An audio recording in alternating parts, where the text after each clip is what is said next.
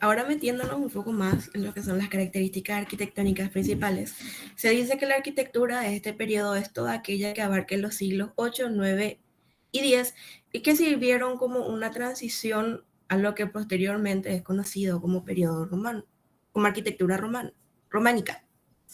Aparte de los países de Oriente, fueron en Europa los pilares de aquella arquitectura, el arte carolingio, el otónico, el lombardo, el asturiano y mozárabe españoles. Entre los materiales y técnicas de construcción utilizadas durante este periodo se encuentran la mampostería y el sillarejo, de influencia romana y visigoda, donde se utilizaban piedra irregular unida con un mortero de cal, especialmente en el arte visigodo y mozárabe. Como ejemplo de esto tenemos la iglesia de San Juan de Baños de España del siglo VII, con muros de mampostería y columnas de mármol reutilizadas. Encontramos también los sillares bienes cuadrados de herencia romana y bizantina. En el arte asturiano y carolingio se empleaban bloques de piedra cortados con precisión y a veces encajados a huesos. Ejemplo de esto es Santa María del Naraco. Y por último también tenemos el ladrillo y aparejo en espina de pescado, que es una tradición romana adoptada en el prerrománico nuevamente. Se utiliza principalmente en el arte carolingio y en construcciones de influencia romana en Galia e Hispania.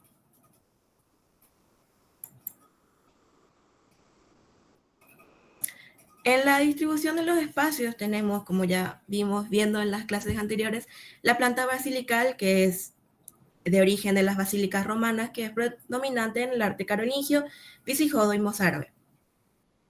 Tiene 3 o más naves separadas por columnas o pilares. Y la planta centralizada de cruz griega, que es de influencia bizantina, presente en el carolingio y en el mozárabe. Son espacios armónicos regulares, generalmente con una cúpula en el centro. Aparece un nuevo concepto que es el del Westwork, que significa literalmente obra del oeste u obra occidental, y a veces se le traduce también en español como macizo occidental o macizo anterior. Es de creación carolingia y una evolución del nártex romano. Es una sección de entrada monumental en el extremo oeste de una iglesia. Parte de la fachada de la iglesia que se orienta hacia el oeste, actuando prácticamente como una antiiglesia. Es más ancha que la nave y los pasillos laterales y por lo general tiene una o más torres. Apareció por primera vez en las iglesias de origen carolingio y fue usado también en el periodo otoniano y románico. Es este pedazo de acá. Y aparece también el claustro monástico, que es el desarrollado en el monacato benedictino con una influencia romana. Es un patio abierto que se encuentra en el centro de un monasterio. Era el lugar de reunión de la comunidad monástica y donde los monjes rezaban, meditaban y leían.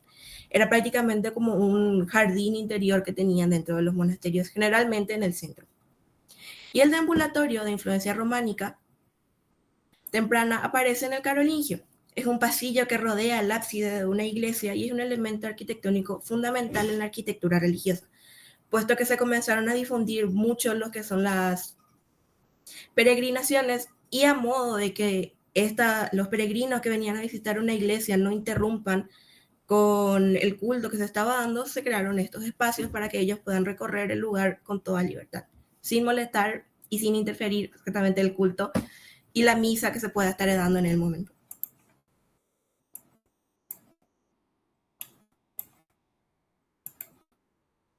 Buen día, yo le voy a estar hablando sobre las palabras claves. Primeramente tenemos la palabra Westward, que es una fachada monumental con torres y tribunas en iglesias carolingias. Luego está el cimacio, que es un bloque colocado sobre el capitel para soportar arcos. El deambulatorio es un pasillo detrás del altar mayor, prolongando las naves laterales. También está el crucero, que es el espacio donde se cruza la nave principal y la transversal formando una cruz. También tenemos al cimborrio, que es una torre o estructura sobre el crucero que ilumina el interior. Tenemos el pilar compuesto, que es un pilar con columnas adosadas para mayor estabilidad. La bóveda de arista es el cruce de dos bóvedas de cañón, permitiendo mayor solidez. También tenemos el estribo, que es el refuerzo de los muros exteriores para sostener las bóvedas. Y por último, el alfiz, que es la moldura rectangular que enmarca un arco.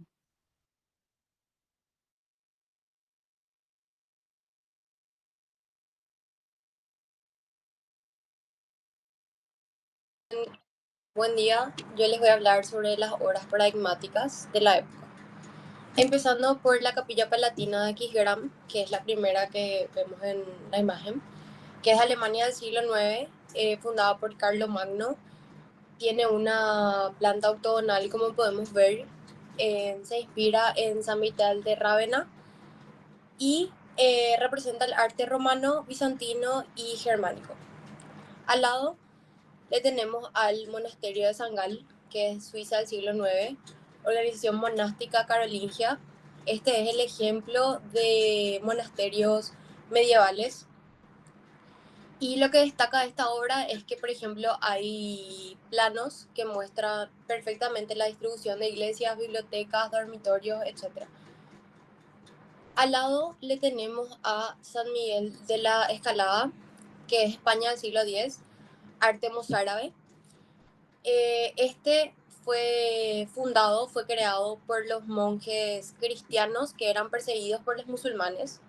Se ve como tiene una estructura de 3 naves separadas por arcos, arcos de herradura, y se destaca por sus iconostasios eh, y sus naves, como les dije, ¿verdad? Después tenemos a Santa María de Naranco, de España del siglo IX, que fue fundada por Ramiro I, como dijo la compañera hace rato. Es arte asturiano y destaca su arquitectura verticalista. Nos ofrece miradores y también tiene bóvedas de cañón revestidas con perpiñanos, que vendrían a ser un sostén de arco que se pone debajo, ¿verdad? Y por último le tenemos a San Juan de Baños, que es de España del siglo VII, arte visigodo. Este destaca por su estructura de 3 naves separadas por arcos de herradura, y también sus columnas monolíticas que son decoradas, ornamentadas con decoración bizantina, ¿verdad? Gracias.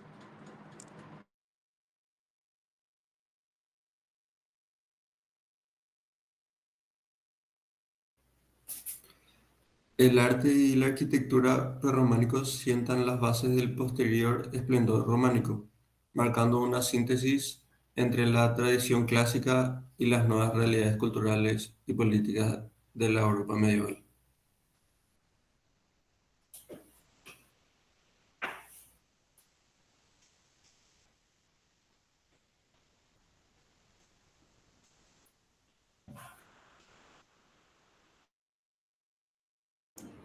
Gracias, chicos. Bueno, un resumen de algunas de las manifestaciones. Ahora vamos a empezar a entender cómo surgen estos hechos arquitectónicos en esos espacios que vimos con verdes circundantes, en una territorialidad dominante. Entonces hablamos de una manera rápida acerca de algunas nociones de aportes que sientan las bases, como dijeron los compañeros y compañeras, para el surgimiento del periodo de la arquitectura monumental o estacionalmente dicho. Por eso estamos en una etapa previa, el prerrománico, donde sienta las bases, como bien dijimos, para el surgimiento. Es una antesala con ciertas nociones básicas acerca del manejo de las superficies, de las materialidades, de los sistemas constructivos. Entonces, yo voy a empezar a hacer hincapié para que ustedes entiendan el contexto político también y territorial de lo que pasó con la caída del imperio, con el traslado de la capital romana al oriente. Entonces la interrogante surge, ¿qué pasaba mientras en ese territorio que había florecido tanto, que tenía el control del mundo prácticamente, que era el imperio romano que había caído? Entonces, no es que ahí no pasó nada en esa porción de territorio, ¿verdad? Ahora voy a empezar a compartir, chicos. Vamos a ir avanzando en un ratito.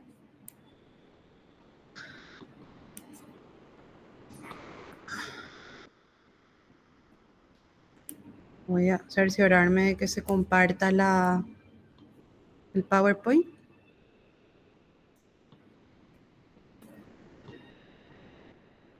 Me sale que no se puede compartir. Vamos a intentar de vuelta.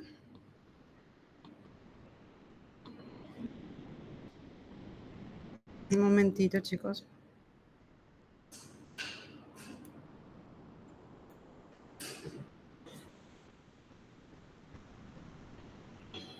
Me avisan cuando ya tengan en pantalla, por favor.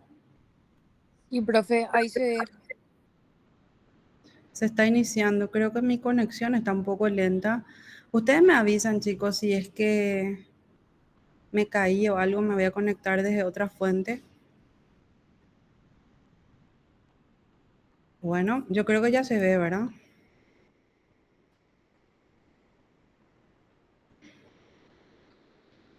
Profe Meli, ¿me puedes confirmar? Sí, profe, se ve sin problema. Bueno.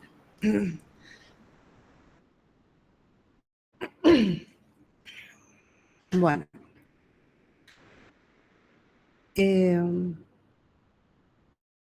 Vamos a resumir lo que significa este periodo, como bien hablaron los compañeros.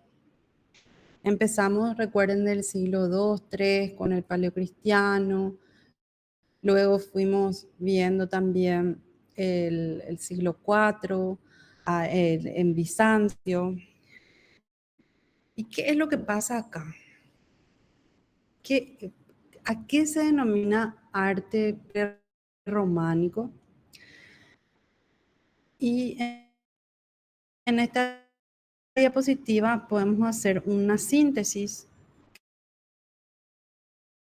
Van varios estilos arquitectónicos. Es por eso que fuimos viendo una mixtura, una mezcla de edificaciones en distintas partes.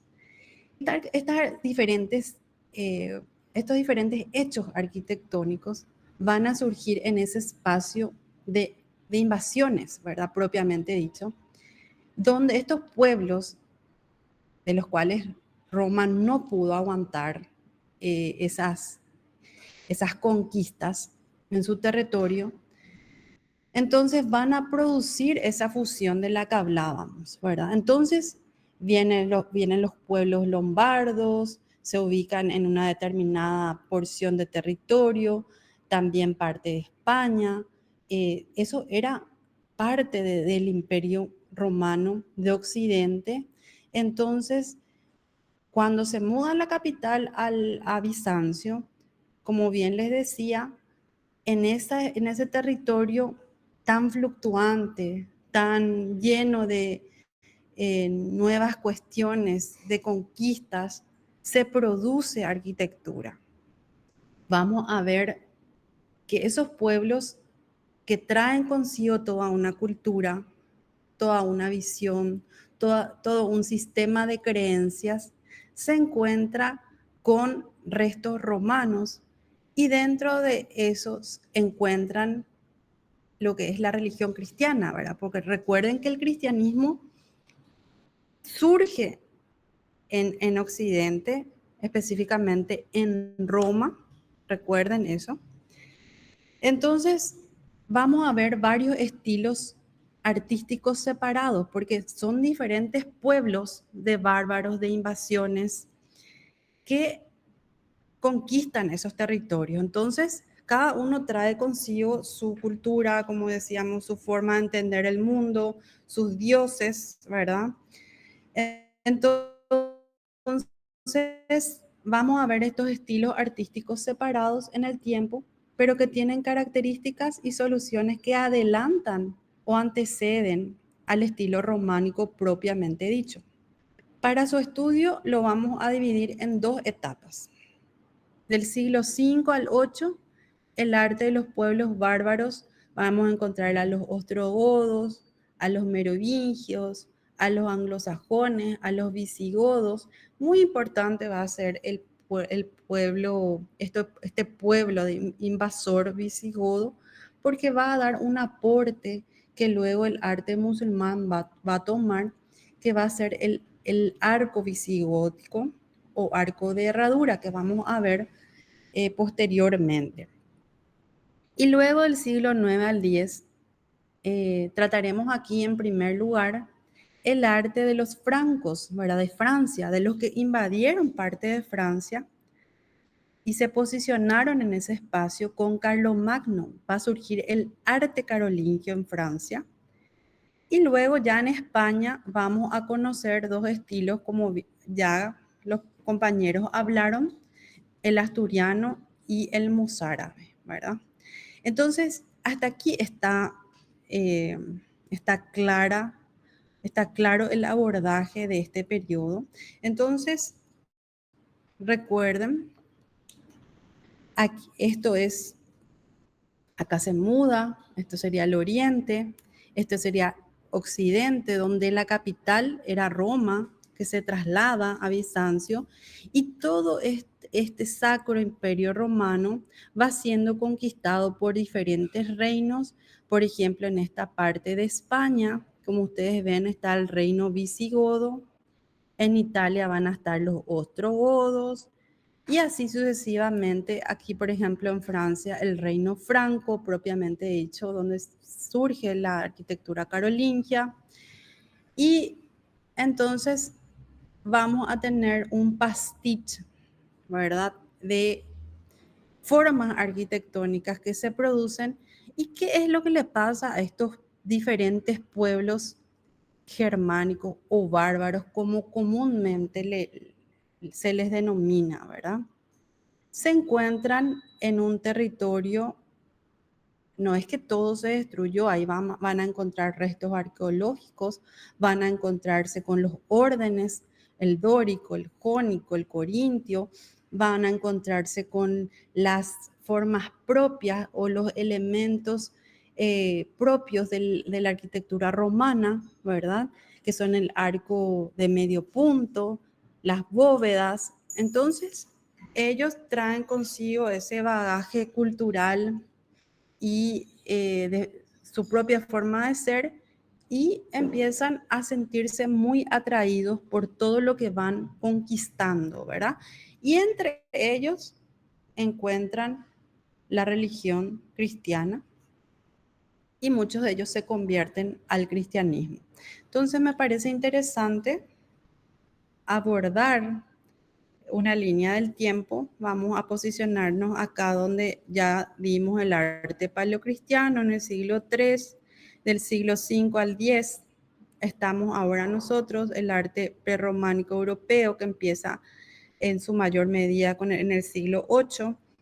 Aquí vamos a tener los diferentes reinos de los que estamos hablando: el visigodo, el carolingio, el asturiano, el mozárabe, y ya a partir del siglo X en adelante vamos a estudiar en las sucesivas clases el arte románico.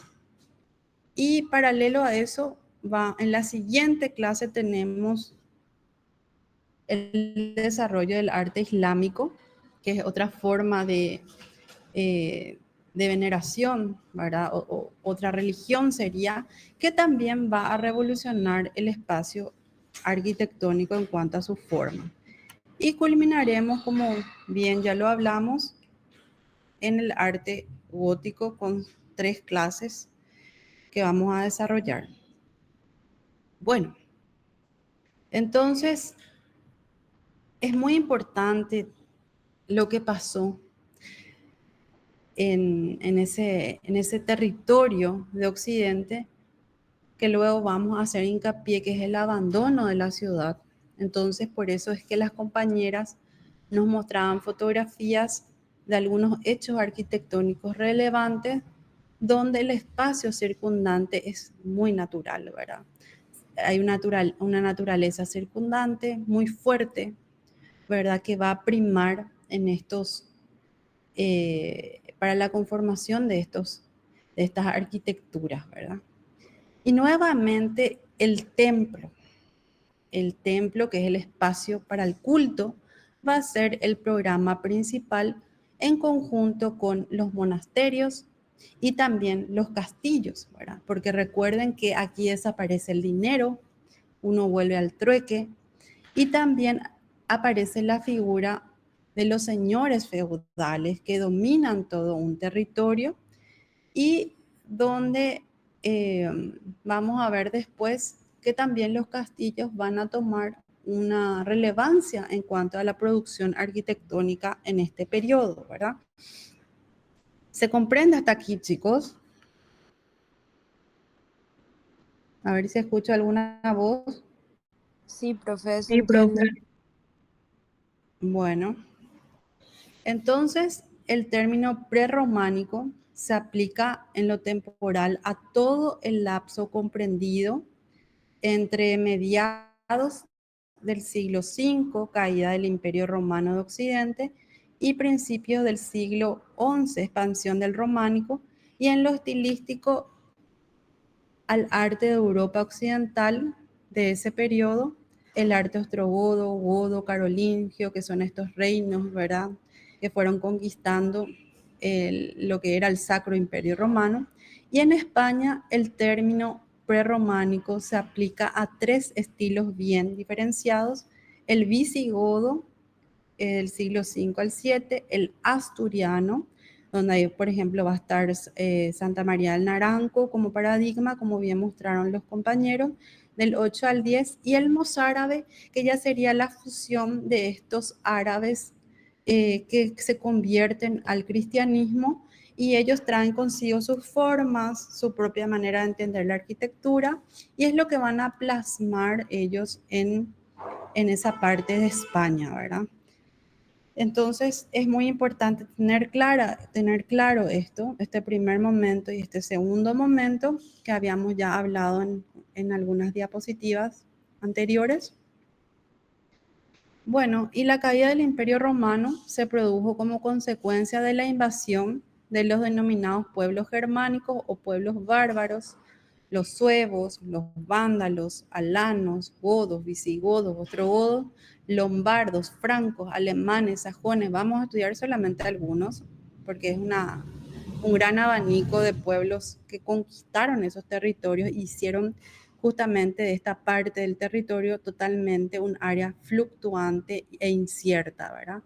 Estos se asentaron en las distintas regiones o comarcas del continente, entonces cada uno fue encontrándose, como yo le dije, con los vestigios propiamente romanos y empiezan a producir sus propias arquitecturas, que es lo que a nosotros nos interesa, ¿verdad?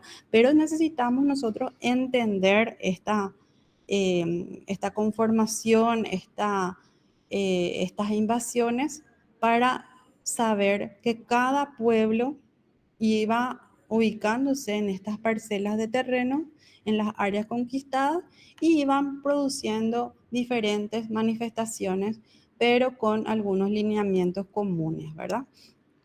Entonces acá tenemos, por ejemplo, una imagen muy representativa de lo que fue la caída del Imperio Romano, ¿verdad?, por Thomas Cole en 1801. Es una representación de lo que sucedió y cómo ese gran imperio que ustedes ya estudiaron en el semestre anterior va a caer, ¿verdad? Entonces, antes ya la capital fue, a manera de proteger el legado romano, va al otro lado, al oriente, y en esta parte del territorio de Occidente empieza justamente esas invasiones y aquí ustedes ven, hay una conformación en el foro, hay cuestiones, los fustes, hay cuestiones de pilares, hay un lenguaje arquitectónico propiamente romano y también hay una religión oficial que ya fue la oficial, es el que sería el cristianismo, ¿verdad? Entonces vienen estos pueblos con sus propias dioses, generalmente totalmente impersonales, místicos, creían en animales y ellos dicen, nosotros nos sentimos atraídos por este cristianismo y se convierten, pero no se pueden desprender de de eso propio que ellos tienen, que conformaban la identidad de cada reinado, ¿verdad? Entonces, el arte occidental en la época de las invasiones bárbaras, en contraste con el brillante aspecto que presenta la arquitectura oriental, que floreció por 1000 años, recuerda que hablamos de Bizancio, el occidente se nos muestra más rezagado y titubeante, como dijimos. Tras las invasiones de los pueblos germánicos y la caída del Imperio Romano de Occidente, surgieron reinos independientes en los antiguos territorios del imperio. Como consecuencia, entre los siglos V y X, el arte evolucionó de manera independiente en cada uno de los reinos y aparecieron diversos estilos artísticos en Europa, que es lo que vamos a estudiar. Las grandes provincias del Imperio Romano como España y las Galias conservaron más o menos intacta la arquitectura romana, pero al mismo tiempo en ellas se hacían, bajo el influjo de Oriente, ensayos de nuevos tipos arquitectónicos. Desde el punto de vista artístico, el estilo de estos pueblos es una continuación del arte romano del último periodo. A este se le unen influencias bizantinas, cristianas y algunos elementos decorativos propios de estos pueblos. Entonces, este párrafo es muy importante para enmarcar el estilo arquitectónico y artístico propiamente dicho de la producción arquitectónica de estos pueblos, de estos diferentes pueblos, que después vamos a ver en imágenes, ¿verdad?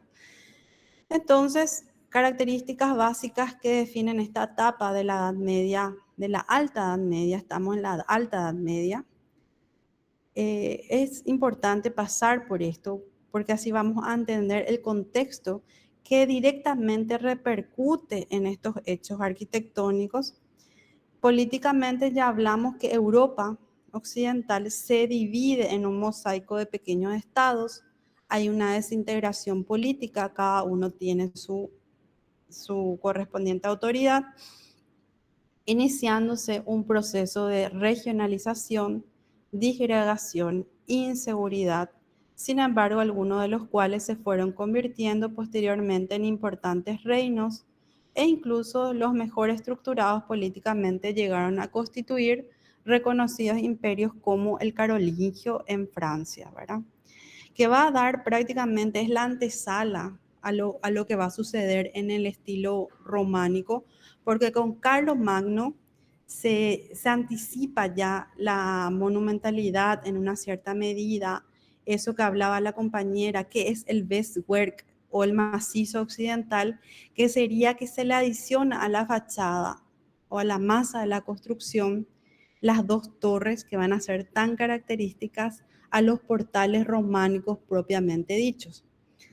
Entonces, desde el punto de vista social y económico, se dio un proceso de ruralización, hay un abandono de las ciudades, hay un predominio abrumador de las actividades rurales, del sector primario, la agricultura de subsistencia, cada vez mayor estratificación social, con vínculos de dependencia entre unos grupos y otros.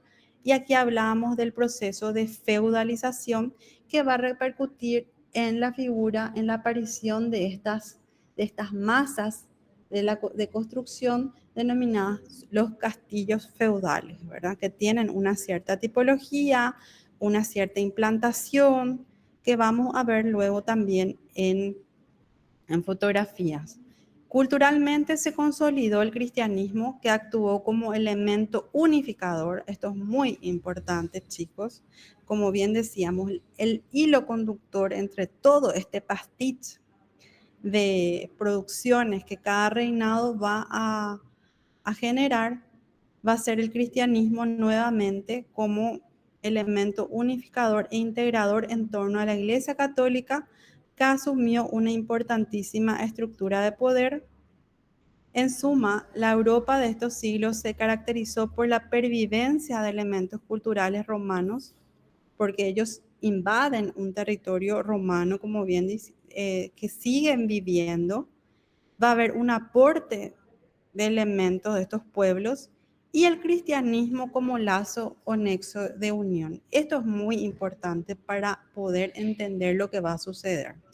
Entonces aquí podemos ver lo que nos llega de información sobre las actividades propiamente de este periodo, que hay un abandono de las ciudades, un proceso de ruralización, actividades propias de la agricultura, y es lo que se representa en la mayoría de los textos o litografías que quedan de esa etapa, ¿verdad?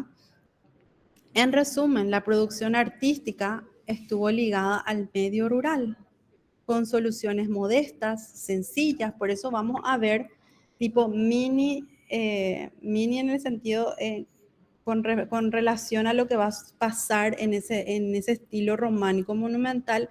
Acá vamos a ver como esos mismos patrones, pero a una escala menor. Entonces aparecen los términos como modestos, sencillos, disgregados en múltiples reinos independientes que le aportan un sello autónomo marcado por una influencia de modelos de recursos clásicos interpretados bajo la influencia decisiva de la Iglesia.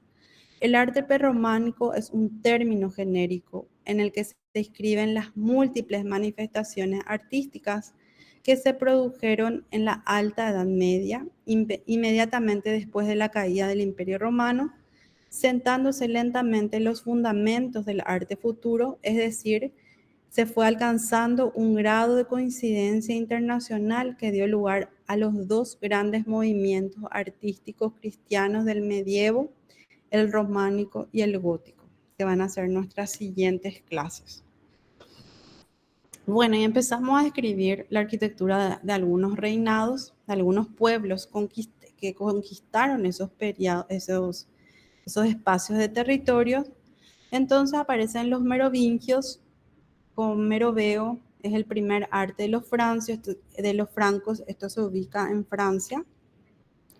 La arquitectura de los merovingios es conocida principalmente por los textos, porque mucho de ello prácticamente no quedó nada, ¿verdad? Por ello sabemos que hubo durante los siglos 5, 6 y 7 una actividad constructiva grande en Francia, país que empieza a tener desde este momento sus primeras catedrales. Debe tenerse presente que la arquitectura cristiana ya había llegado a esta zona con anterioridad a la irrupción de los bárbaros, que enseguida se cristianizaron. Entonces, la arquitectura merovingia es la arquitectura que se desarrolló en los territorios gobernados por los francos entre los siglos 5 y 8, en la antigua Galia y la Galia bélgica. El nombre proviene de los merovingios, una dinastía real alto medieval que comenzó con Meroveo en el año, esto nada más para que ustedes entiendan, que tienen ellos su propia estratificación política, donde aparece Meroveo con su familia, ¿verdad? Y inician una dinastía carolingia luego con Pipino el Breve, ¿verdad? El arte franco-merovingio supone una fusión entre lo bárbaro y lo romano, como habíamos dicho, que es prácticamente lo que ocurre entre todos estos reinados de fusión, y se caracterizaba por la utilización de materiales pobres y reaprovechados. Esto es muy importante. ¿Por qué reaprovechados? Porque ellos invaden un territorio, encuentran los vestigios propiamente romanos, entonces reutilizan esto, ¿verdad? De edificios romanos, la construcción de criptas, batisterios como principales edificios y el levantamiento de cúpulas y campanarios. En esta época, en este reinado merovingio, la arquitectura ya no refleja el deseo de construir edificios grandes y robustos, lo que difiere con la antigüedad romana. La escultura retrocede hasta el punto de no ser más que una simple técnica de ornamentación de sarcófagos, mesas de altar o mobiliario eclesiástico. Y acá tenemos algunos ejemplos de esta etapa. Un elemento que va a identificar esta arquitectura merovingia va a ser el campanario, ¿verdad? Que generalmente se ubica en las plantas basilicales, porque se sigue adoptando esa planta basilical y también centrales para batisterios, donde la figura del campanario es el elemento característico en la unión entre las naves laterales, perdón, la nave central y el transepto, ¿verdad? Son típicos los pórticos que se situaban a los pies de los templos y se destinaban al enterramiento. Aquí tenemos, por ejemplo, la Catedral de San León de Frejus, que tiene base merovingia, y también hacer hincapié de que estos edificios ya pasaron por muchos procesos. Aquí, por ejemplo, ya acusó una arquitectura posterior, ¿verdad? Que se sigue leyendo. O sea, son transformaciones, pero, por ejemplo, lo que quedó seguramente de la etapa merovingia va a ser la utilización de estas piedras, ¿verdad? Porque acá ya se empieza a utilizar la piedra, que va a ser la gran protagonista, que luego se va a utilizar en mayor medida en el periodo románico propiamente dicho. Entonces hay una asociación pórtico-campanario que menudeó en el arte románico y luego les voy a mostrar qué significa esto. En cuanto a los materiales, se usan la mampostería y el sillarejo. Sumamente curioso es el aparejo de espina de pescado formado por piedras regulares dispuestas en dos filas sesgadas de dirección opuesta. Entonces habíamos hablado que los mejor conservados, ¿verdad? Son iglesias merovingias pequeñas, son pocas las que quedan. No son de tipo basilical. Muchas de ellas son criptas subterráneas, batisterios, como vemos nosotros en pantalla. Es muy poca la información que queda de esta etapa, pero que da la noción profunda de lo que fue y lo que sentó en cuanto a las bases del periodo propiamente románico. Este es un batisterio de Poitiers, muy importante para esta dinastía, por así llamarlo, merovingia. Es una construcción del siglo V, donde el principal material de construcción todavía eran los ladrillos romanos. Las cornisas se siguen leyendo, cornisas, frontones, detalles arquitectónicos que son claramente romanos en cuanto a su procedencia. Al siglo VII pertenecen la Basílica de San Pedro de Vienne y la críptica de Joarre. Entonces, hay algunos exponentes que se siguen leyendo. La mayoría de las producciones arquitectónicas se refieren a criptas, a batisterios, y habíamos hablado de la reutilización de esos elementos propiamente del espacio romano, de los edificios pequeños, modestos, y algunos de ellos cito a manera que ustedes puedan saber esa producción relativa más bien a criptas y a batisterios. En este caso son los batisterios, muchas veces de planta centralizada, como el batisterio de Aix-en-Provence, el batisterio de Frejus, el batisterio de Benasque, el batisterio de San Juan de Poitiers, donde ustedes puedan seguir leyendo estos elementos. Imagínense, acá tenemos una columna con capitel corintio, ¿verdad? Que son los elementos reutilizados. Vamos a seguir viendo lo que es el ladrillo y también ya la utilización de la piedra. También seguimos viendo arcos de medio punto, ¿verdad?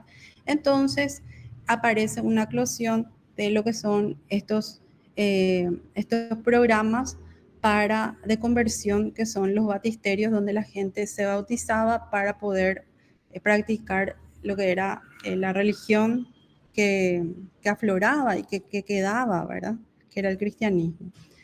Entonces los ejemplos que sobreviven no son muchos, como bien les decía, chicos, como en general en toda la arquitectura del momento primitivo medieval, pero sí son significativos hoy en día, a pesar de las reformas de la mayoría de las edificaciones, porque todas ya pasaron por un proceso de intervención, de tal vez de etapa posteriores. Por ejemplo, el gótico de repente tomó una edificación de este estilo y empieza a verse ese eclecticismo, esa fusión nueva que se va a generar en el espacio arquitectónico. Entonces, se conocen las principales características originales de la arquitectura merovingia, sobre todo gracias a la arqueología. Las características generales: análisis de los muros, muros gruesos, de sillería, que pueden alcanzar una gran perfección.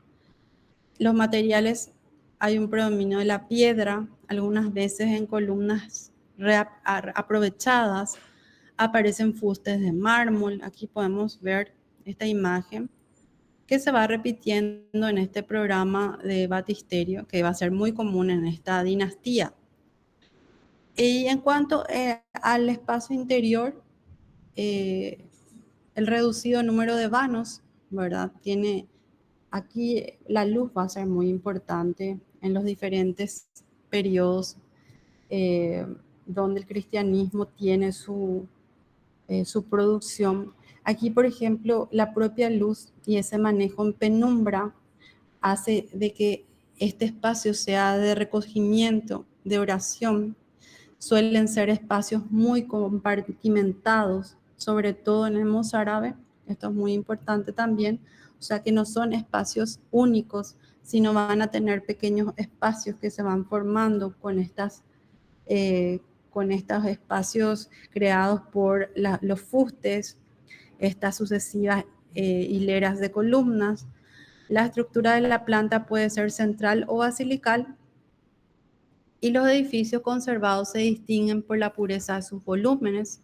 Aquí nosotros vemos la propia materialidad de la obra en sí. Son de pequeño tamaño, es otra de las características. Los batisterios forman una serie más nutrida e importante, datando algunos del siglo V, como bien dijimos, nada más para reforzar de lo que estamos hablando. Y hay ejemplares en Ries, en Marsella, en Frejus, en Aix. Esto sería lo que fue la parte de los merovingios en tierra francesa, ¿verdad? En lo que hoy es Francia. Algunas criptas, como bien les decía, han llegado hasta nuestros días. Tuvieron un papel importante, por supuesto, ya que custodiaban las reliquias de los santos, objetos de especial veneración. Aquí vemos otras.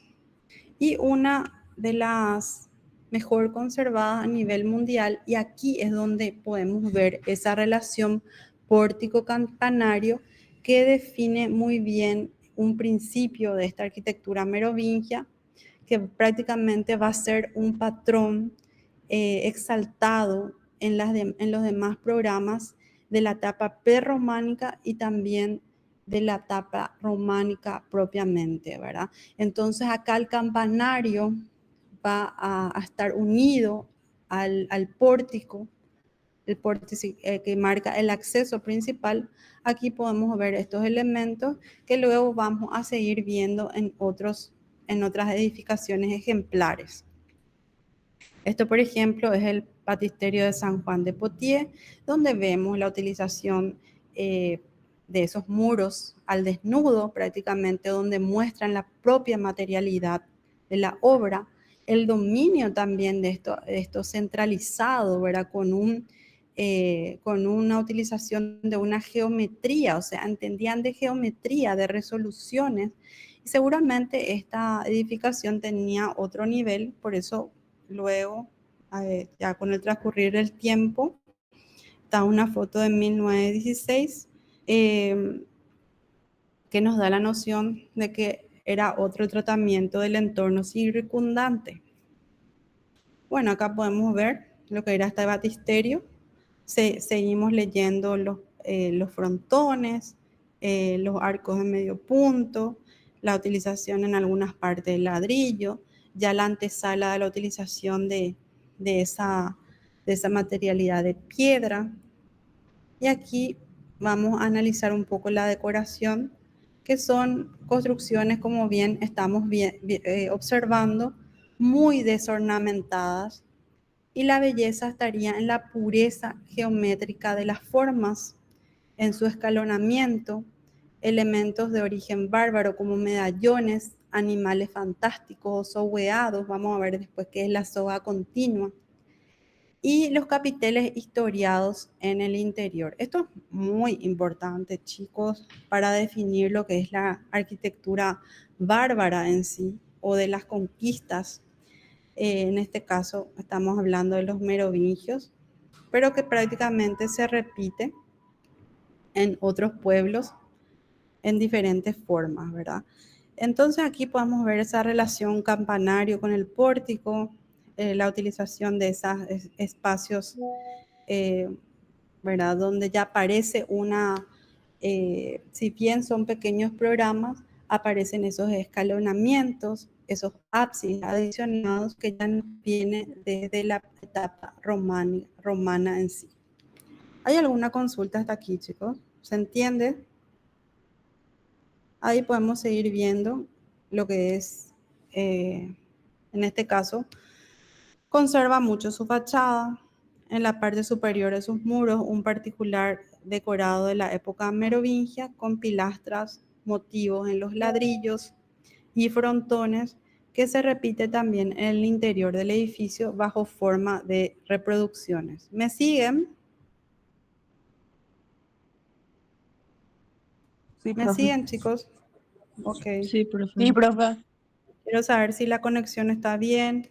De repente si no me caí y no me di cuenta, porque yo tengo la presentación en pantalla, de manera que a ustedes les salgan más grande. Bueno, hay un predominio como de lo estereotómico, ¿verdad? Acuérdense del continuo. En este caso hay un predominio del muro sobre vano. Eso es muy importante que ustedes sepan reconocer esos dos principios de los cuales hablamos en la primera clase. Desde la primera clase venimos abordando.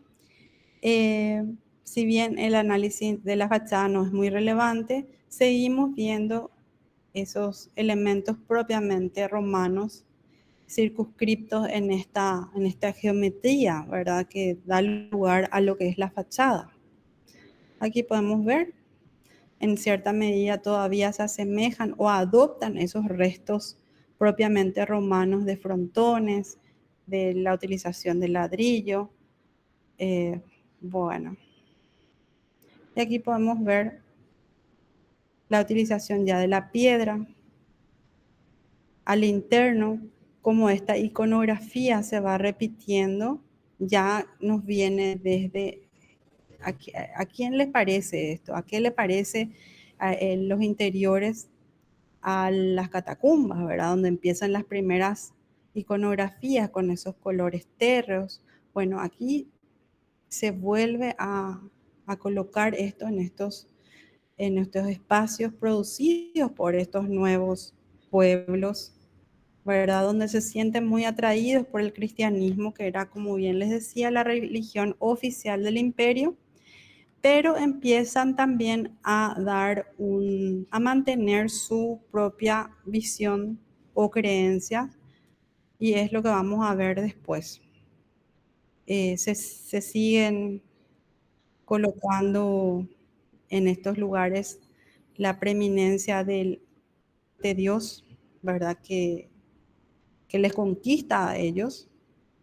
Pero como bien les decía, ellos también plasman sus propias creencias, esos animales místicos. En algún lado es como yo siempre comparo esta etapa como cuando vinieron los jesuitas a evangelizar, ¿verdad?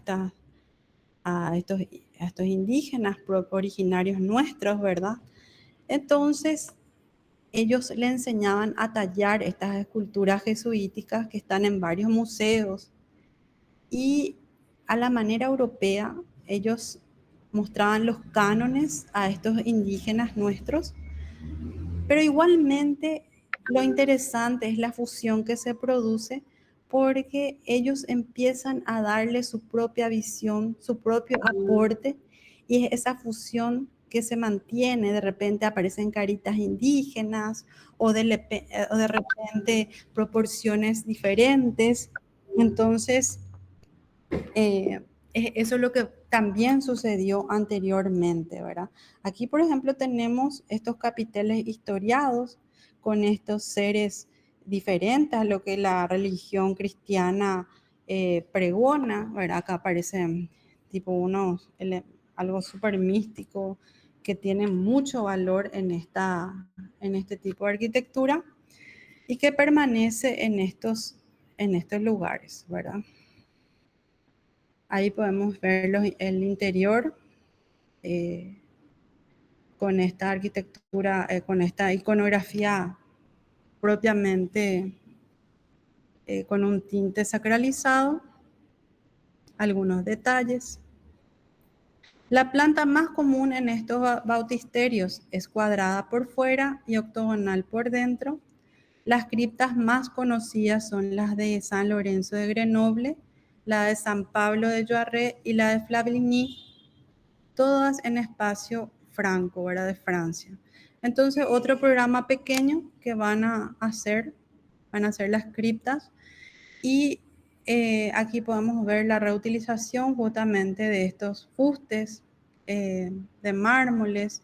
Vamos a tener, aquí pueden observar cómo los capiteles son distintos, ¿verdad? Porque muchas veces son reaprovechados de lo que van encontrando en el territorio conquistado, y la utilización de estas cruces, de estas nervaduras, pero de asientos sobre arcos romanos, ¿verdad? O de medio punto. Entonces, nada más para que ustedes tengan en mente también de los programas que fueron produciendo en gran medida, que fueron las criptas de Joarre en este caso, donde incluso usan un sistema trilítico, ¿verdad? Que son los pies derechos sobre un dintel, que ya es de la época egipcia propiamente. Y aquí también como lo oriental, lo bizantino, ¿verdad? Eso tiene también influencia y aparecen estos cimacios, si bien mucho más puros, sin ornamentación, que es lo que difiere un poco de esa parte de la territorialidad de Oriente con la de Occidente, ¿verdad? Aquí podemos ver distintos elementos utilizados, ¿verdad? Y también la iconografía representada al interno de estas pequeñas criptas. San Pedro de Viene, como bien les decía, es otra arquitectura. Ahí podemos seguir viendo esa caja que me recuerda a lo que vimos anteriormente en ese espacio de Joarre, en ese batisterio, ¿verdad? Con elementos muy simples, y aparece la figura de la relación de esta torre campanario con el pórtico, entonces, que es el elemento que se destaca dentro de esta masa de la construcción, ¿verdad? Que es lo que va a tomar el estilo románico y va a hacerlo de manera monumental. Entonces podemos ver esto también, cómo se va repitiendo ese lenguaje al interno, esta arquitectura reaprovechada, no pobre por decirlo, pero sí donde uno se despoja de esos revestimientos y muestra su propia razón de ser, que sería la propia materialidad, donde uno puede tener la noción directa del sistema constructivo utilizado en esta época. De las basílicas también hubieron planes basilicales hechas sin duda a imitación de las romanas. Existen algunas ruinas como la de San Pedro de Viene. Ahí podemos ver una representación gráfica. Se hace una reconstitución de la estructura de la nave en la época merovingia, vista del altar, la existencia de una posible decoración o pintura en mosaico que probablemente existió, no puede ser reconstruida. Aquí podemos ver cuál es el aspecto actual de la nave que alberga el Museo Lapidario. Visto desde la entrada, la nave merovingia ha sido dividida en 3 naves por arcadas románicas. Entonces vamos a seguir viendo esta arquitectura romana, de base romana al interno. Esta sería la cripta, nuevamente con esos elementos romanos reutilizados. Aquí podemos ver que ya en Grenoble aparece esa sucesión de escalonamientos que luego se va a potenciar en el estilo románico propiamente dicho. Y ahí como vemos esa relación con el acceso de este pórtico de piedra, ¿verdad? Otro de los programas que nos llega también a través de restos arqueológicos es el hipogeo de las dunas en Poitiers. Los restos arquitectónicos conservados son escasos, como bien dijimos, y los que han sobrevivido se aprecia en los que han sobrevivido se aprecia un acusado conservadurismo de las técnicas y formas romanas. La iglesia hace templos episcopales, batisterios, parroquias, conjuntos funerarios.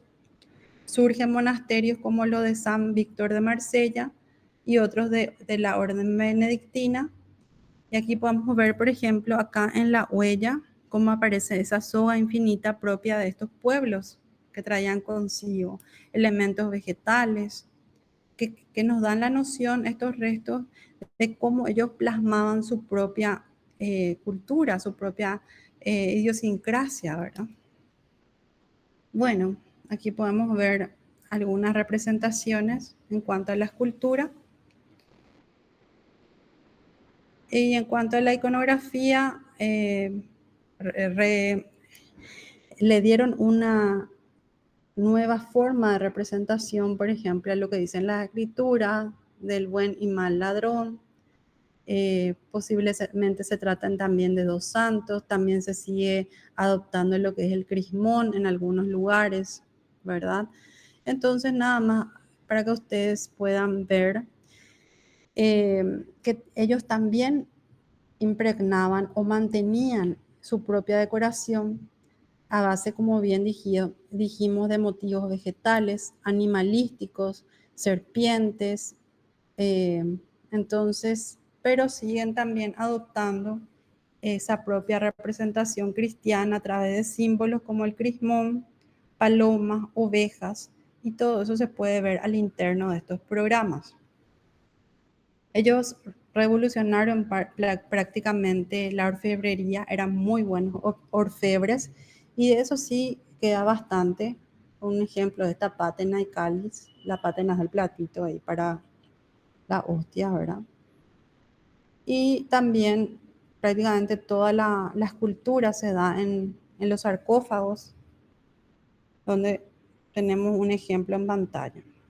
Vamos a hablar ahora de otro reino. Estábamos en Francia con los merovingios, toda su producción, y cómo ahora hablamos de otro pueblo que serían los ostrogodos que se ubicaban en Italia.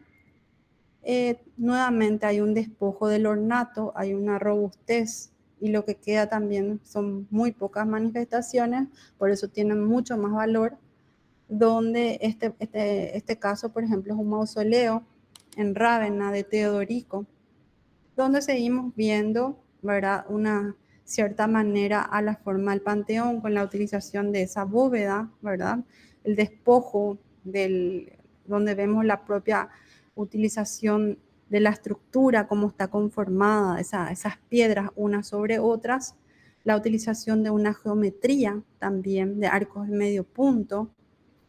Y aquí podemos ver una recopilación de imágenes donde la novedad es la utilización de estas dovelas engatilladas, son como dientes que se van correspondiendo unos entre otros. Luego vamos a ver en mayor detalle, creo que hay otra diapositiva. Entonces, esta intensa relación de la arquitectura bárbara con la romana y oriental se aprecia igualmente en los monumentos que dejaron los ostrogodos en Italia. Bueno, nada más para que ustedes vean una de las obras en Italia. Y ahora vamos a los visigodos en España, ¿verdad? Este fue un pueblo muy importante, como yo les dije anteriormente, hace un aporte que es es fundamental de que ustedes sepan. Ellos aportan el arco de herradura. Vamos a ver qué es el arco de herradura y quiénes toman eso para en mayor medida utilizarlos, que van a ser los musulmanes. Entonces, nuevamente se encuentra en un espacio hispano-romano durante la dominación visigótica en España propiamente, en las Galias, perdón, sí. Entonces la ciencia constructiva es de origen romano en la arquitectura visigoda. Antes de llegar a España ya se hallaban intensamente romanizados. El año de fusión va a ser el 587. No representa otra cosa que la aceptación de la cultura romana. También vamos a ver influencias bizantinas, norafricanas.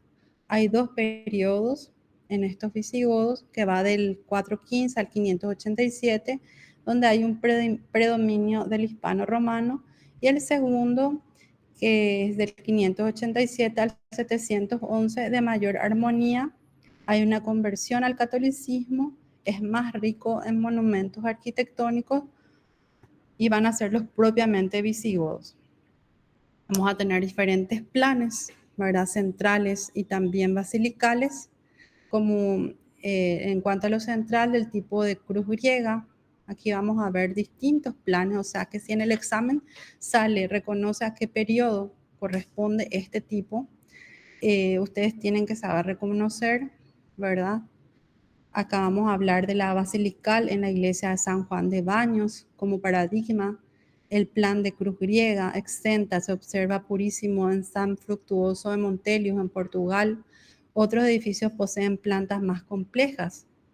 La iglesia de Santa Comba de Bande, Orense, responde a una cruz griega, eso vamos a ver. Y aquí es muy importante. Si la Pechina revolucionó el espacio bizantino, el arco de herradura es el principal aporte de la arquitectura visigótica. Entonces, muy importante, chicos, que ustedes sepan esto, dibujar, qué es un arco de herradura. Y bueno, ahí ustedes pueden en los textos escarbar mucho más cómo se conforma esto, ¿verdad? Bueno, este sería el arco de herradura. Queda bien caracterizado por el pórtico de la iglesia San Juan de Baños, prolongación de la curva del intrados, hay una prolongación de la curva del intrados, 1/3 de radio bajo la línea del diámetro, despiezo de las dovelas al centro del arco, excepto el salmer que se dispone horizontalmente y caída recta de la última porción del trasdos. O sea, es nada más una breve explicación de que es un arco mucho más cerrado que el arco de medio punto propio románico. Esto sería propiamente visigótico y es lo que va a legar a las generaciones musulmanas en mayor medida. Entonces acá tenemos un ejemplo de la utilización de este arco, esa relación que viene del campanario con el pórtico, el despojo de cualquier materialidad que se entrometa en ver la propia piedra, el arquitrabado. Aquí empieza a hacer esa sucesión de planos, ¿verdad? Entonces aparecen distintas proporciones indicando la jerarquía de los espacios, ¿verdad? Esta iglesia va a ser San Juan de Baños y aquí vemos ese entorno, ¿verdad? Que tiene sus consecuencias en el abandono de las ciudades. Por eso este entorno circundante va a ser muy importante por el periodo, van a estar ubicados en las afueras, ¿verdad? No en las ciudades. Estos programas más pequeños, como bien hablábamos, donde ustedes se observan, predomina el principio estereotómico debido a la continuidad de sus muros, prácticamente sin aberturas, que crean ese espacio de recogimiento y de adoración que ellos necesitaban al ser convertidos al cristianismo. Ahí podemos ver cómo esa piedra, con el cambio de las luces naturales del sol, de las estaciones, adquiere un nuevo significado. Entonces San Juan de Baños es el edificio más significativo de la arquitectura religiosa del reino de los visigodos, erigiéndose como un claro ejemplo de conexión con la arquitectura de finales del Imperio Romano.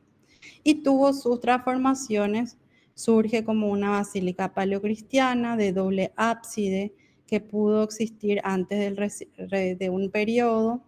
Entonces, las modificaciones que se hicieron, agregándole estos dos brazos, ¿verdad? Esto nos da la arqueología de cómo era, y luego convertida en una sola nave, con la parte central, con esta nave central y las laterales divididas por la sucesión de columnas. Entonces, aquí podemos ver la obra visigoda, cuál es la que se conserva, y la obra medieval posterior, que ya ha sido restaurada. Ahí podemos ver el arco visigótico, ¿verdad? En detalle, hay un empleo dominante de la piedra. El arco de herradura es peculiar de los visigodos, reitero.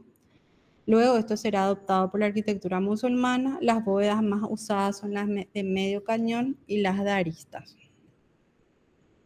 Los capiteles son del orden corintio, pero sus hojas se muestran muy esquematizadas. Acá tenemos otro ejemplo. Ahí vemos ese entorno rural del que hablábamos, el sinónimo de ese abandono de las ciudades. Entonces empiezan estos templos a erigirse en esa naturaleza propia del entorno rural. Esta es la iglesia de Santa Comba de Bande, que surge como prácticamente acá, elementos desaparecidos. Ahí vamos a ver después cómo la arqueología nos da la noción. Hay un pórtico, hay una planta en cruz griega. Esto seguramente ya son adiciones posteriores, ¿verdad? Pero nuevamente en esa arquitectura no monumental se sigue viendo ese escalonamiento, esa relación del campanario con el pórtico, que ya viene de la arquitectura merovingia, ¿verdad? Entonces, este es San Pedro de la Nave, también con transformaciones. Las plantas se van complejizando y aparece lo que es en esa intercepción entre la nave central y los brazos, ¿verdad? De esto aparece el cimborrio. Este elemento va a ser prácticamente el más utilizado, pero con mucha más intención en el periodo románico propiamente. Nuevamente vemos algo donde podemos seguir leyendo la utilización de estas piedras arquitrabadas, muy pocas rejaduras, un predominio de lo estereotómico. Y bueno, para que ustedes tengan una noción de que aunque sean programas mucho más pequeños, la riqueza que otorga a nivel de lo que es la historia de la arquitectura, ¿verdad? Bueno, aquí podemos ver lo que se encontró de lo que quedaba al interno, cómo estos pueblos van ubicando su zoa continua, estos animales o vegetación propia de ellos, ¿verdad? Y cómo van también siendo influidos por la arquitectura romana propiamente con sus arcos de medio, o sea, los restos de la arquitectura romana, ¿verdad? Entonces, nuevamente la utilización de este arco de herradura o visigodo, donde acá, por ejemplo, hay una doble dovela, hay dovelas irregulares, este es San Juan de Baños. Entonces, los arcos más característicos, como bien dijimos, son los de herradura, que fueron adoptados posteriormente por los musulmanes. Estoy reiterando varias veces esto. En el interior se utilizan en gran medida las bóvedas de cañón, pero también techumbres planas de madera. Y aquí hay un detalle, qué interesante, ¿verdad? Estos internos, estas partes internas compartimentadas, ¿verdad? Entonces aquí podemos ver estos elementos, estas serpientes, estas estrellas que no son correspondientes a lo que es la arquitectura cristiana, sino esta es la fusión. Esto es lo propio de estos pueblos que plasman al interno de ese espacio sacralizado dedicado al cristianismo. Entonces, ellos no se despojan de sus propios símbolos, pero pasan a estar en un espacio ya dedicado al culto cristiano. Entonces, ahí tenemos estos capiteles historiados, como le llaman, la historia propiamente. En el arte visigodo no existen esculturas exentas, o sea, exentas significa que no están apartes, ni tampoco relieves que no estén supeditados a la ornamentación arquitectónica. Hay círculos entrelazados con palmas, racimos de uva, anagramas. En Quintanilla de las Viñas es un ejemplo, hay formas geométricas, hay pájaros picoteando uvas. Entonces, esta es la propia representación de ellos, ¿verdad? De estos pueblos.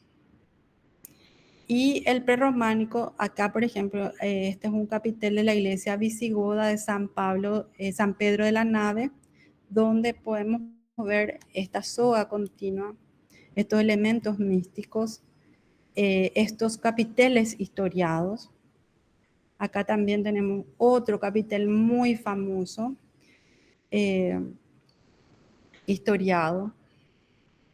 Y aquí podemos ver otra iglesia del periodo visigótico, que es la iglesia Quintanilla de las Viñas en Burgos, en España, donde lo que quedaba era este sector, y cómo la propia arqueología nos va dando la noción de lo que había existido y de la tipología que se utilizaba, y espero que les llame la atención ese entorno rural circundante, ¿verdad? Ese abandono de las ciudades con la caída de este imperio, pero que trae y genera esa arquitectura de fusión, y donde el cristianismo es la línea que une a estos pueblos, ¿verdad? Entonces empiezan a necesitar de estos espacios en distintas partes de las comarcas, ¿verdad?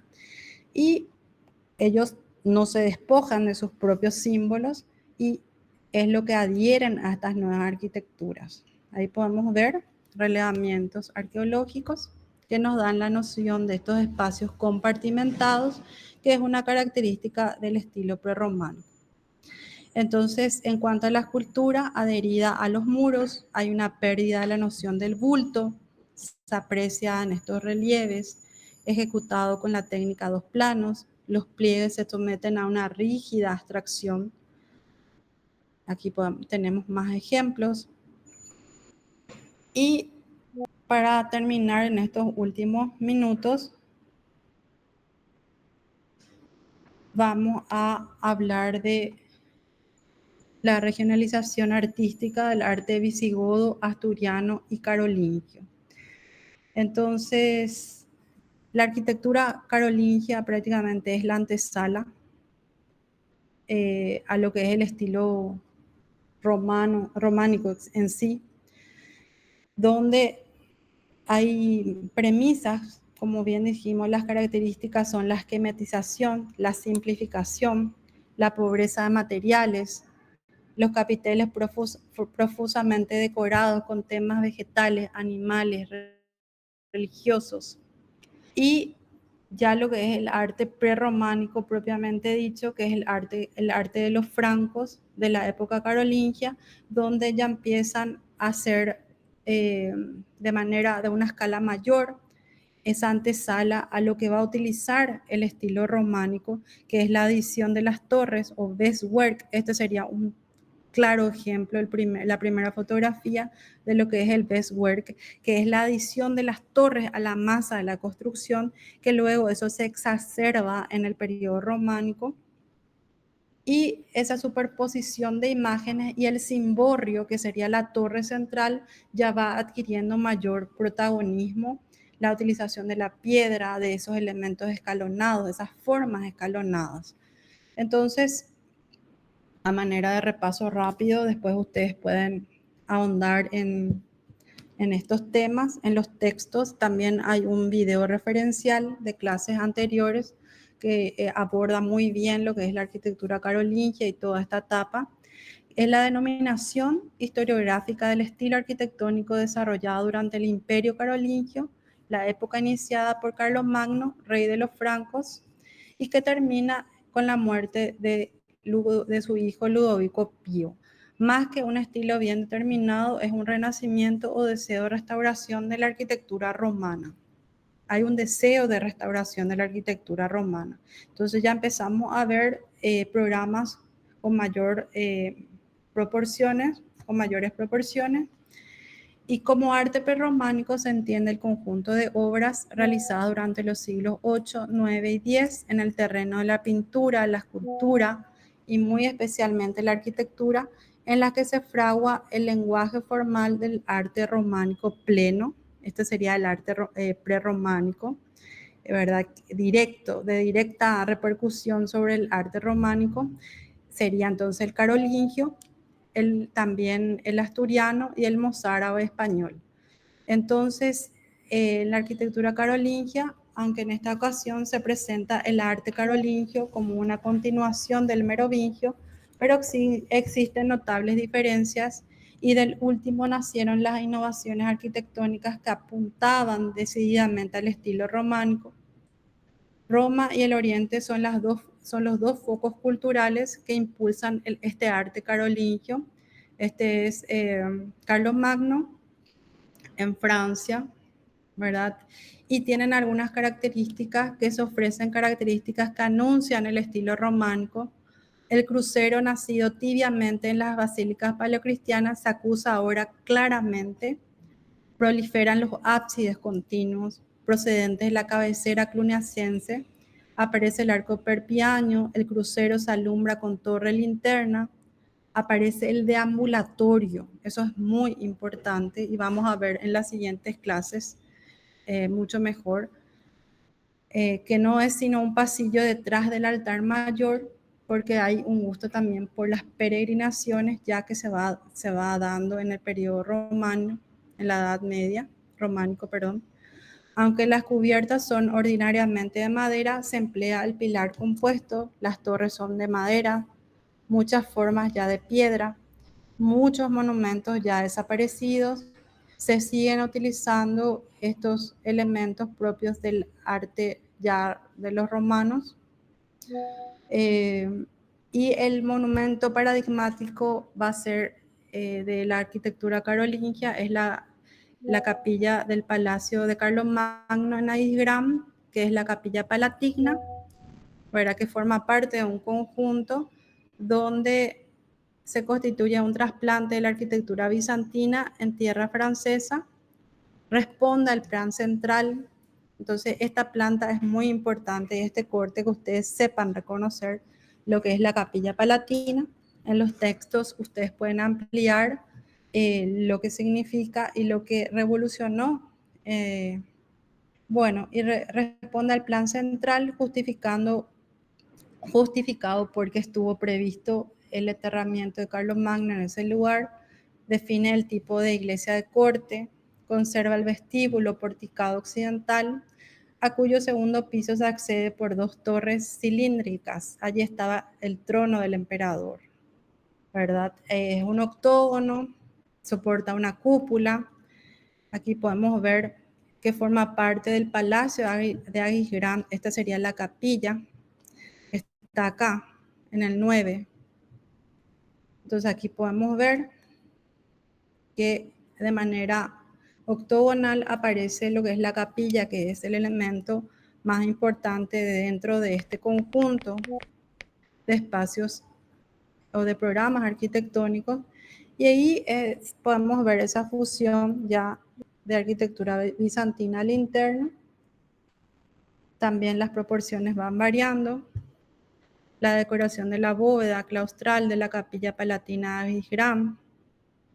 Aquí podemos ver el interno de esta capilla, donde acusa mucho lo que va a pasar en Bizancio en cuanto a la utilización de la bóveda, de esos revestimientos con dovelas, de esa iconografía. Otras imágenes para que ustedes puedan observar. Y aquí ya en Germany Express también podemos ver ya en mayor medida lo que va a pasar posteriormente en el arte románico, ese escalonamiento, esa estructura que va adquiriendo un mayor protagonismo dentro del paisaje, la utilización de piezas o de formas geométricas. Aquí podemos ver la utilización de estas plantas y la evolución de las mismas, la geometría utilizada también, ese campanario que aquí vemos que aparece en la fachada, también aparece ese cimborrio, como le llaman, a esa torre linterna en el crucero. Y acá hay una parte original, ¿verdad? De un determinado periodo y ya la vuelven basilical en otro, ¿verdad? Aquí podemos ver que esto es lo primigenio y ya esta estructura se va agregando posteriormente.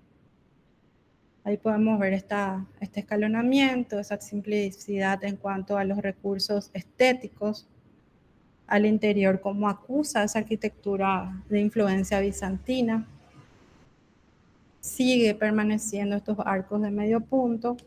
También, a manera de repaso rápido en estos últimos minutos, los monasterios van a ser otro de los programas con mucha importancia en esta época, donde los claustros son los elementos configuradores dentro de este conjunto, donde la geometría responde a un cuadrado casi en todo, ¿verdad?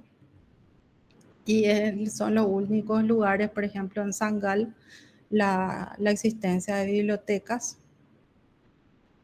Y aquí podemos ver que es el Bestwork, ¿verdad? Que es este portal con dos torres, que es típico de la arquitectura carolingia, eso es muy importante, o macizo occidental, también llamado el Bestwork, que es un elemento particular de la arquitectura carolingia. Entonces, habíamos hablado del arco de herradura propio de los visigodos, este es propio de la arquitectura carolingia, el Bestwork, que ya es la antesala a lo que va a utilizar en mayor medida el arte románico.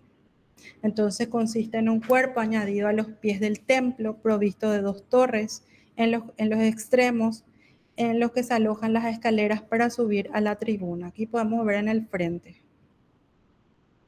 Ahí podemos ver representaciones en la abadía de Corbeil, en Sajonia. Aquí tenemos un claro ejemplo de lo que es el Bestwork o macizo occidental, con las dos torres adheridas a la masa de la construcción. Y bueno, son ejemplos.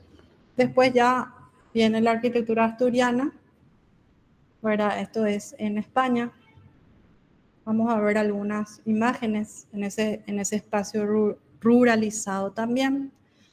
Hay un despojo de cualquier elemento que pueda distorsionar esa lectura de la técnica constructiva, ese principio estereotómico tan marcado.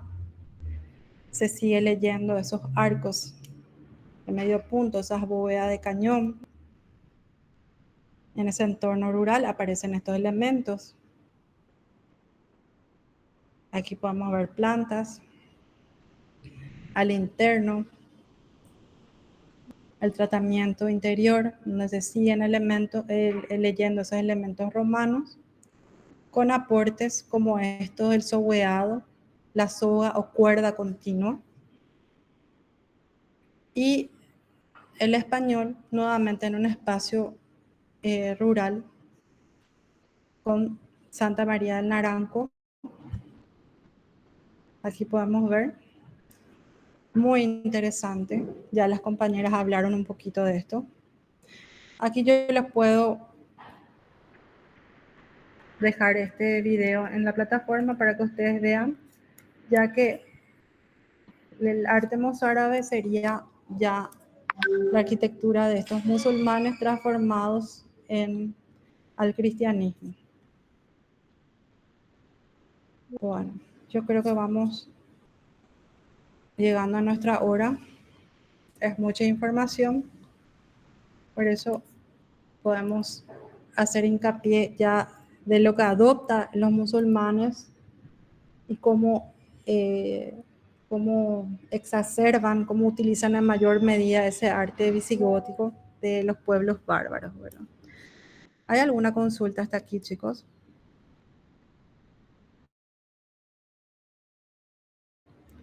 Ustedes pueden ampliar la información en los textos, también en los videos que están colgados como clases referenciales. Profe Meli. Nada, profe, gracias por la clase. ¿Y se me escucha?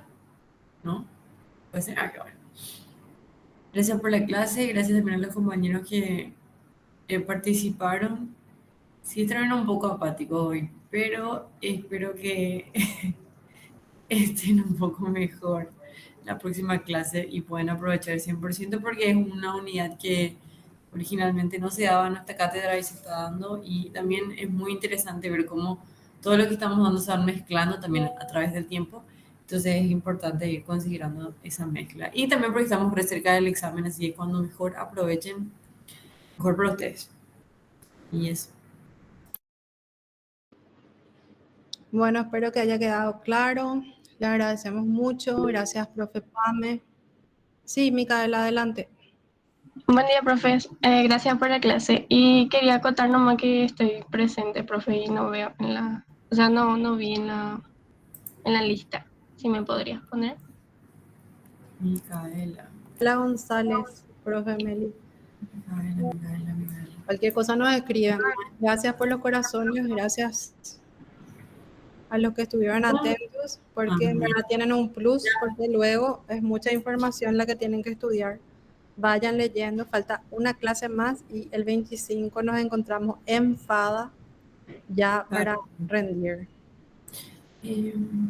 Bueno, También una alumna me pidió, estoy buscando, espera, 5 segundos antes de que se vayan. María Carolina Jiménez, ¿está en clase? Hola, profe, sí. A mí me sale que estás en todas las asistencias. No sé si alguien te marcó, pero me salió como si asististe a todas. Y sobre el grupo, tenés que sumarte nomás ya a un grupo existente. Que comunícate con los compañeros.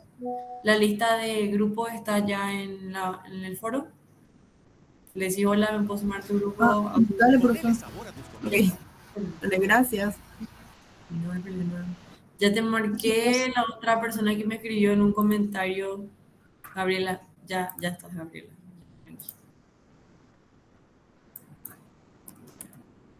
Ya está marcada tu asistencia. También Jazmín, creo que es la otra persona que me hizo un comentario. Sí. Jazmín y Gabriela, ya. bueno, Y gracias, chicos. Profe, te dejo con la clase porque voy a entrar en otra clase acá. sí, yo también tengo que empezar a trabajar, actually. Bueno, Pero bueno, abrazos, chicos, nos vemos. chao, chicos.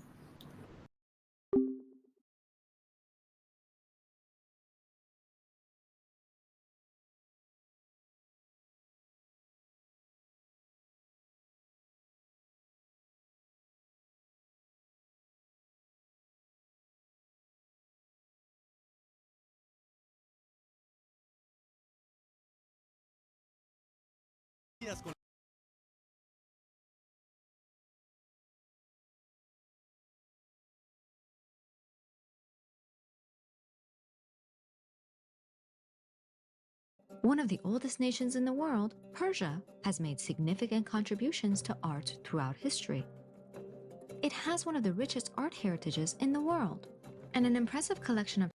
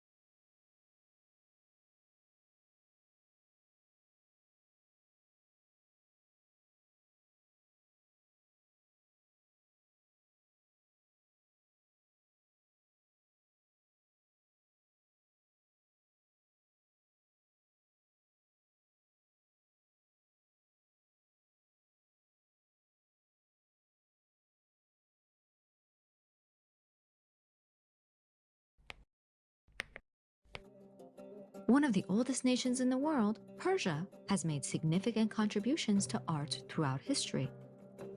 It has one of the richest art heritages in the world.